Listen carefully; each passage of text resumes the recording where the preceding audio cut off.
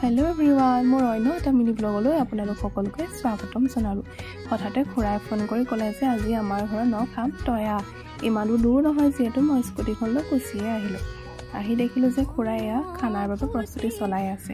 মাংস কাটি ললে তাৰ পিছতে চুঙাত চাউলো ভৰাই আছে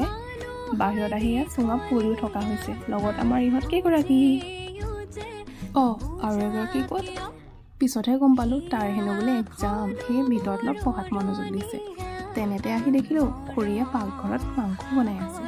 ভিতৰত মায়েনো কি কৰি আছে মাক চাবলৈ গৈ দেখিলো কাপোৰ ঠিক কৰি আছে মানুহজনে আকৌ ভিডিঅ' কল কৰিলে তেওঁক কৈ আছে যে দুখ কৰিব নালাগে আপুনি আহিলে আকৌ খোৱা হ'ব এয়া আমাৰ আজি চুঙা ৰেডি হৈ গ'ল খুৰাই চুঙাটো এৰুৱাই দিছে মই তাৰ পৰা চাউলবিলাক এৰুৱাই আছো আজি আমাৰ স্পেচিয়েল থালিখন ৰেডি হৈ গ'ল যদি মোৰ ভিডিঅ'টো চাই ভাল লাগিল তেনেহ'লে লাইক এটা কৰি দিব আজিলৈ আহিছোঁ বাই